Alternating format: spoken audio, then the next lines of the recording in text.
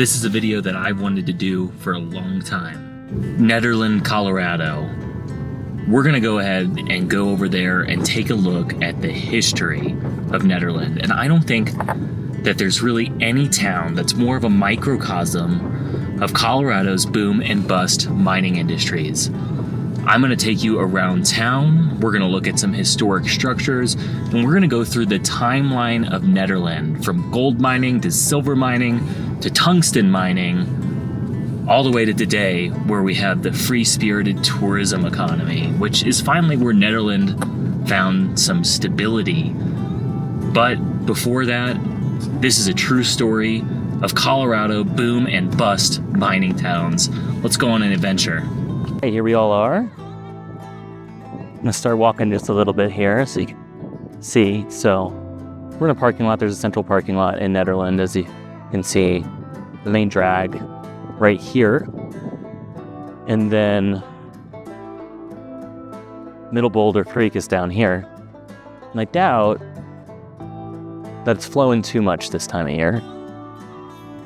Let's see where that's at. Oh, look at it, it is.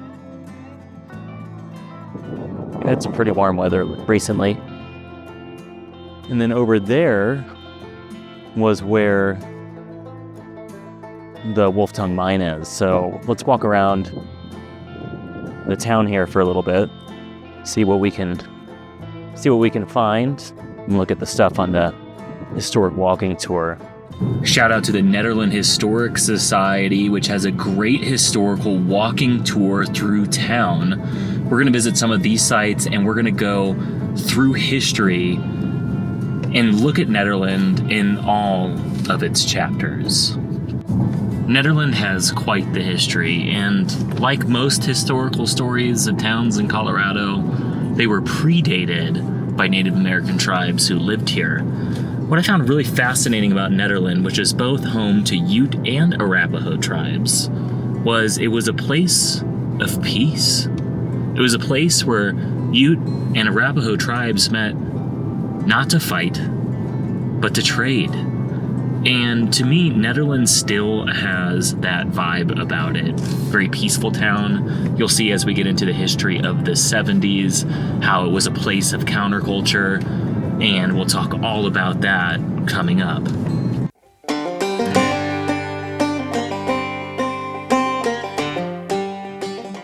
Pre-1858, Nederland is not a town.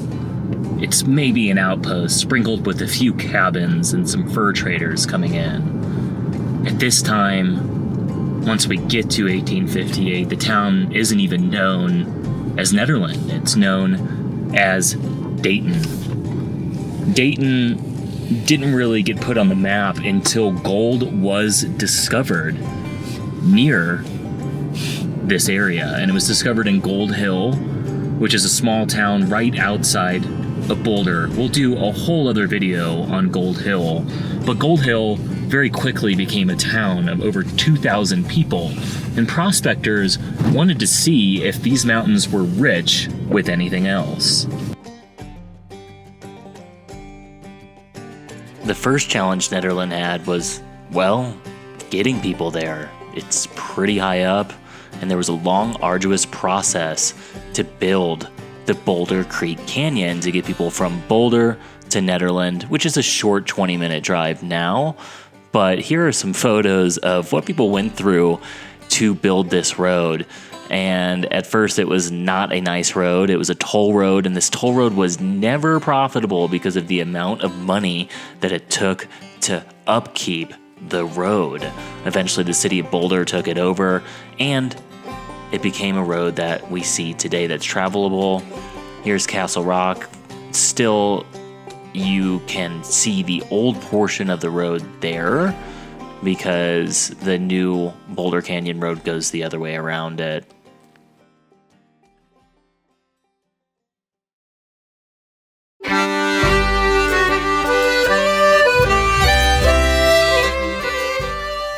It was the discovery of silver ore at the Caribou mines that made Nederland the place to be.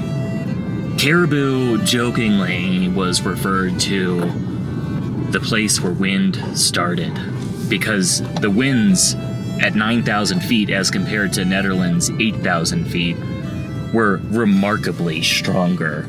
So in order to make it possible to actually process this silver ore, Nederland becomes a processing center. At this time, Nederland booms into a town of thousands, and it's known by a different name, Middle Boulder.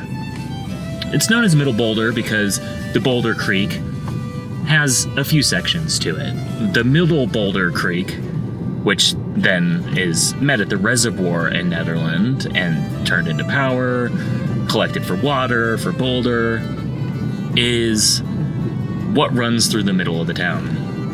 And Middle Boulder Creek is simply stunning, and you can see why people wanted to live in this area.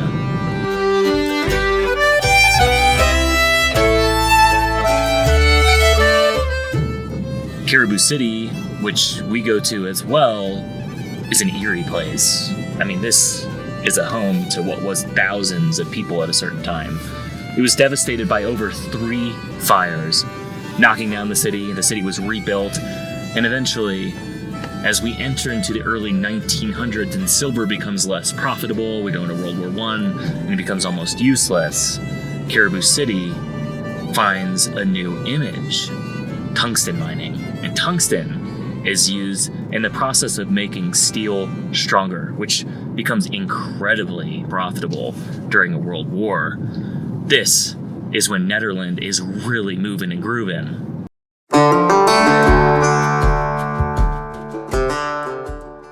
Check this out. The same spot the picture was taken, but now. Talk about a ghost town. Remnants of the past are everywhere, yet this place is abandoned.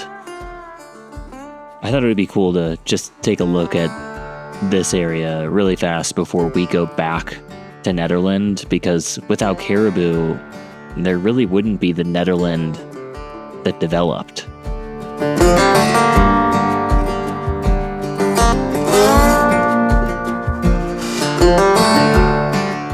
Caribou is quite a bit higher than Nederland, which made Nederland quite viable. Nederland quite literally means lowlands, because compared to this, it was low. So it made sense to send the ore that was being mined here down to Nederland to get processed, which is what made Nederland's economy boom.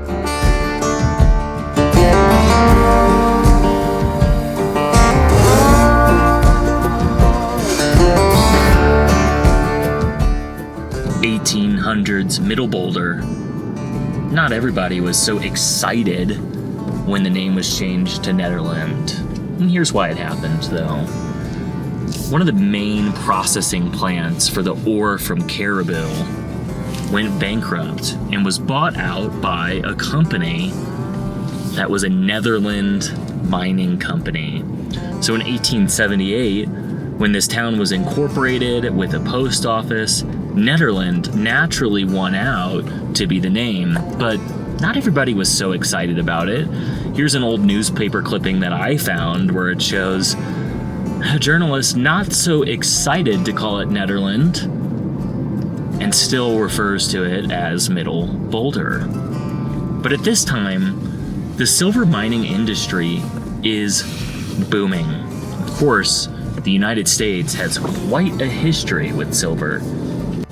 It's really funny because, well, miners used to curse at the black ore that they pulled out when they were trying to find silver. But it was this black ore that was really one of Nederland's most profitable ores, which was tungsten. Tungsten, like I said, is used in the manufacture to make steel stronger. So this became incredibly profitable. At one time, there were 18 processing plants in Nederland and thousands of people. That's just incredible to think about, that this was just like a manufacturing center for tungsten in the middle of the United States of America. Now, what really led to the decline of Tungsten and Nederland was the Spanish flu. Now, we recently went through a pandemic, and we know exactly how that can devastate local economies. What was so fascinating to me was seeing how the Spanish flu did the same exact thing to so many economies. And Nederland was right at the epicenter, receiving an incredible amount of press at this time about people that are dying from this Spanish influenza. And in fact, the Red Cross came in, they turned one of the big hotels into a hospital at that time. It was devastating for the town of Nederland.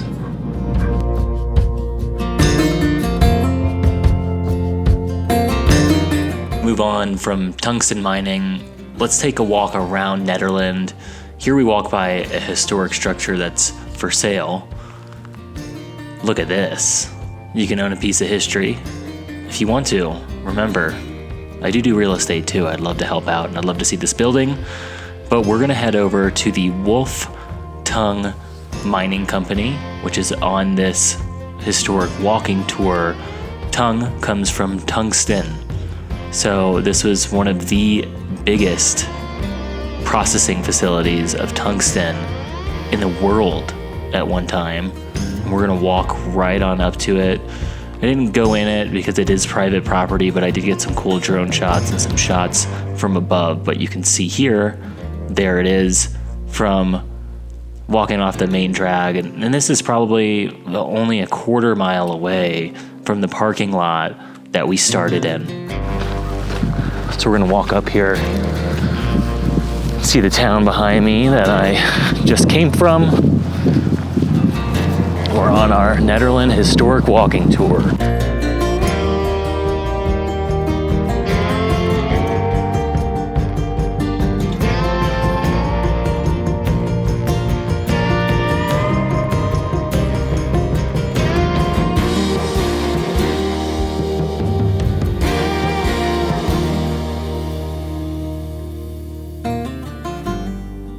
The Wolfe Tongue mine, this mill here, was actually operational until the 70s. I was reading, same guy owns it. Would love to see someone who loves Colorado history pick it up at some point and rehab it a little bit. That's a true piece of Colorado history.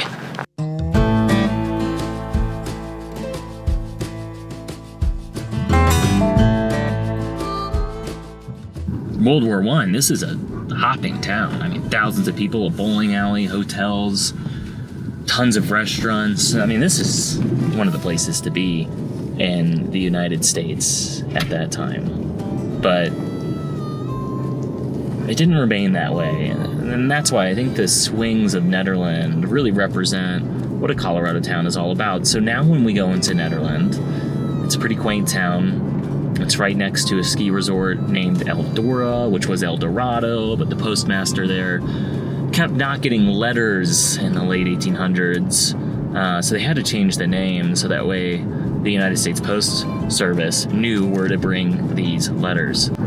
Nederland, like its economic predecessor, Caribou, almost falls out of existence after World War I.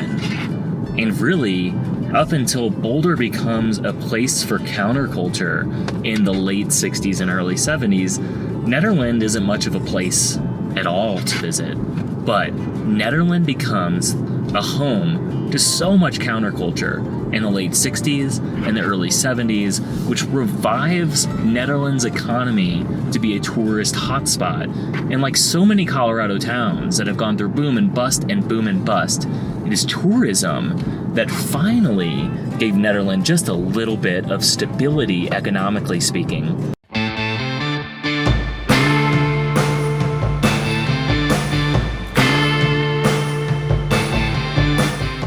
Hard to talk about the revitalization during the late 60s and early 70s without mentioning this place, Caribou Ranch. Yes, the same name as Caribou. It seems that Caribou has a way of impacting Nederland. But this was a studio that was built by James William Guercio in 1972, and a lot of people recorded albums there. Not only was it a studio, it was a retreat for artists. I mean, they had everything there. I'm talking chefs, lodging, entertainment, and here you can see what they were charging for their studio rates, but that was nothing for the artists at the time. And there were a lot of famous people that recorded here, and the townies told me that those people played in the local bars. You could see in one of the pictures, it looks like they were doing a show there. So super cool. Here's a list of a lot of the people that recorded there, and you're going to recognize so many of these names. Chicago, Elton John, Michael Jackson, just to name a few. This place, once again, put Nederland on the map, but mining good music.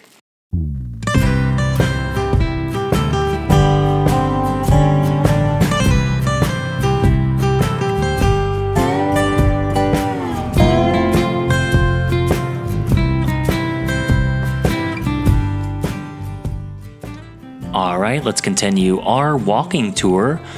Headed into the town hall, which is still a functional town hall. It wasn't built in 1874. It was built a little bit later in the 1900s. Here's a look at the inside of the town hall.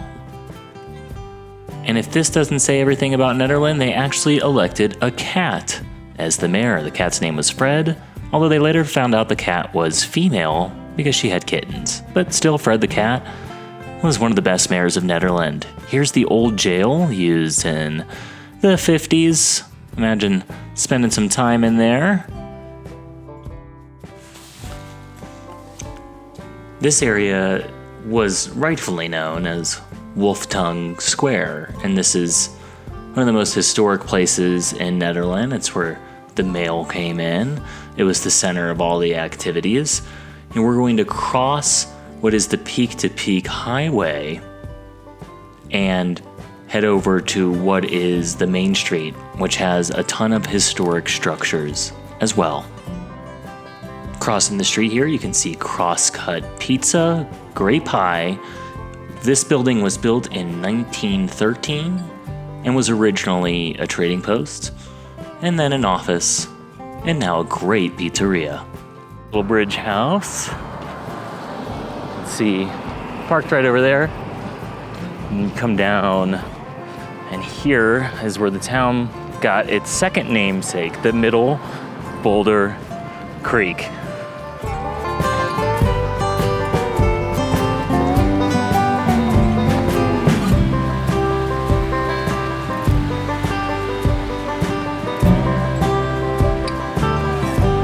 Flowing.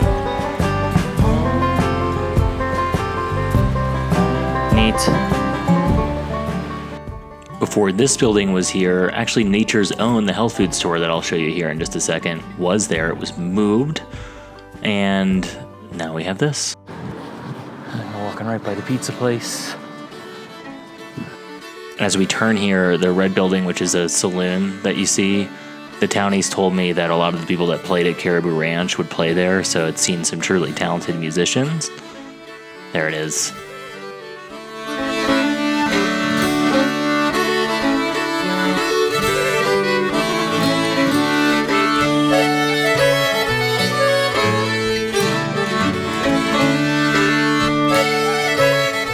Side where Rustic Moose is and the co-op is, this is where the giant theater once stood. And that theater unfortunately burnt down. That seems to be a theme here in Nederland, but it was a little boy who lit a match and boom, off it went. We're gonna take in a little bit of town logic too. Some random people, whenever you have a camera, will always come up and share their opinion. Here's some Nederland opinions. The way you just told me. I would say we are full of hubris. Yes. And all the authors like Dorothy Parker are all backsided by our logic now. Feed what's in front of you. Hope that China doesn't get too smart with 1.4 billion people, while America is consuming 3 times what their population is. 70s, there was a big counterculture movement here. This has been the pot capital of the United States, like according to High Times magazine. Yeah. Like way before legalization. Yeah. And look at us now. Little taste of Nederland there. Got in some fun fun conversations, hearing opinions, good times. But friendly streets over here. Here is the entrance of the town. If you were to come in from Boulder Canyon and drive by the reservoir, the building in front of us is an old mining museum, which is only open on the weekends and I think during the summer. But here we'll take a quick look inside from their website 3D tour, and then we're going to go around the building and see some of the older mining equipment.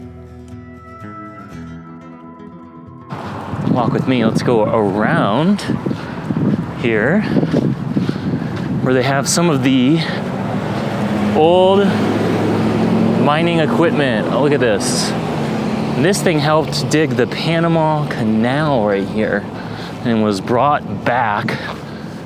And it's the only one to have survived of these old steam machines here. Check this out.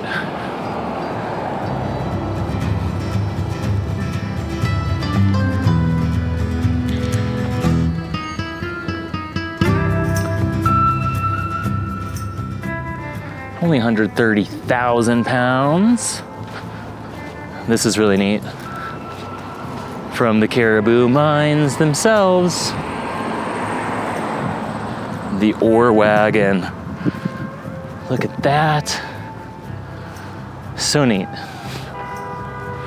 Okay, we're here at Jefferson Street. Hey, long time no see. There is the old Presbyterian church.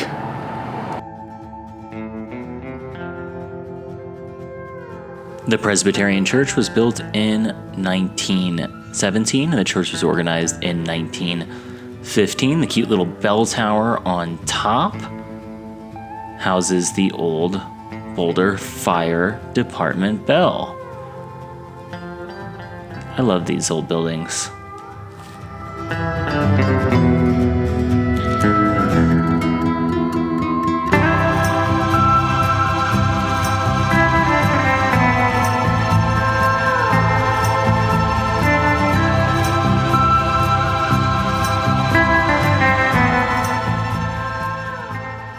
I wish I could figure out what this old building was. All I could see in tax records is it's owned by Calvary Chapel, although I don't know that the chapel operates out of there anymore.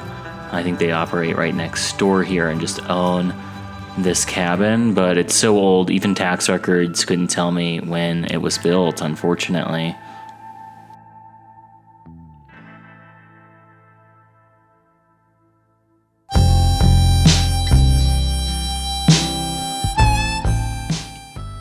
We're going to head back up towards Wolfe Tongue Square, the historic downtown, and this home that's going to be right in front of us as we turn here on Jackson Street is the Bryant House, which was built in 1870 and is believed to be the oldest structure in Nederland. God bless the Nederland Historic Society trying to preserve so many of these structures, and there is an effort to restore the Bryant House as well. I'm going to put a link to the Nederland Historic Society in the description so that way you can see the walking tour and help them out in this restoration of this great Colorado town.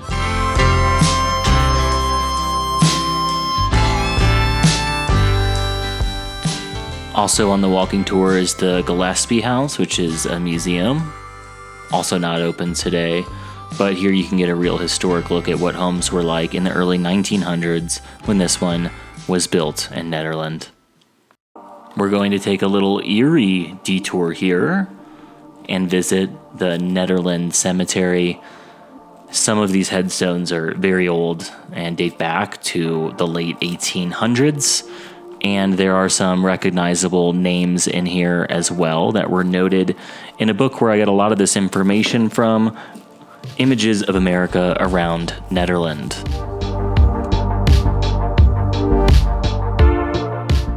One of the headstones that we see in here is from Orrin Beach. Orrin grew up in Nederland, and once his mother passed away, he sold his land to a power company that was looking to make hydroelectric power in the area.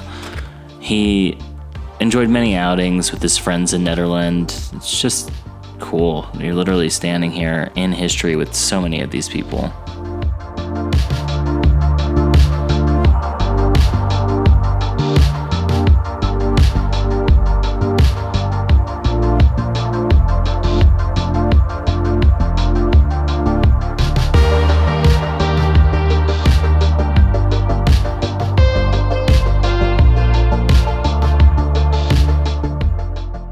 Here we walk up to the Pond family, who is actually in Eldora, where they operated a grocery store with a fancy soda fountain in the early 1900s, and Mrs. Pond was the unofficial mushroom expert of the area.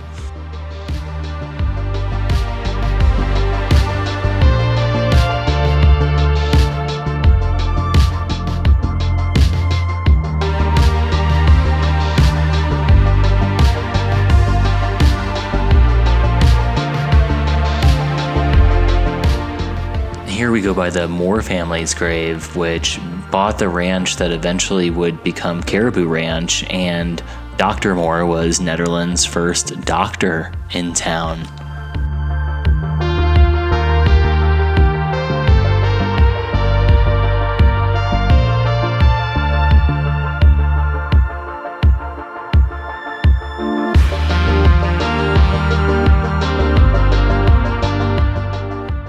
I really wish I would have got some shots of some of these other ones, because most of the historic families in Nederland are laid to rest right here, right above town, overlooking where they made so many memories.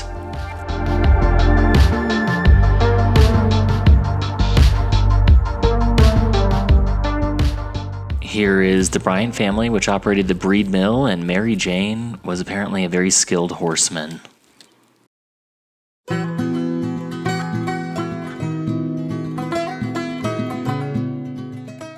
Let's go to the other side of town now. Look at the Wolfe Tongue Square here where we parked, where the McKinsey Hotel, formerly known as the Hetzer Hotel, was.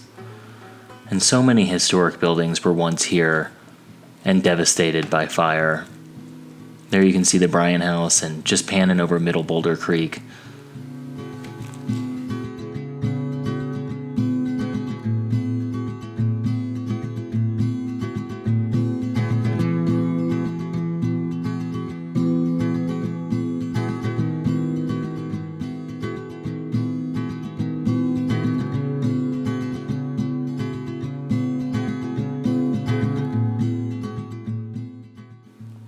If you haven't figured it out yet, I really like old railroads, and here are a few cars that have been joined together to make this amazing cafe and art studio.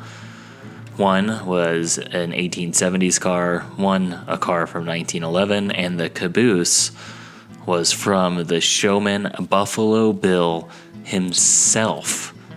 This is the car that Buffalo Bill actually rode in across the country with his traveling circus.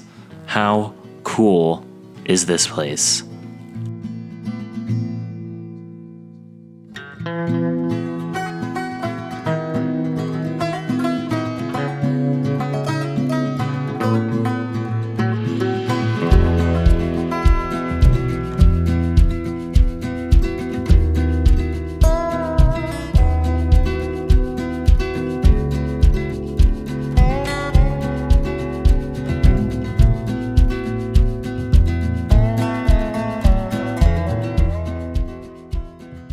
I hope you enjoyed coming along with us on this historical tour of Nederland. If you want to relive it and do it yourself, I've got links below to the walking tour. If you want to see more really neat Colorado experiences like this, please like and subscribe.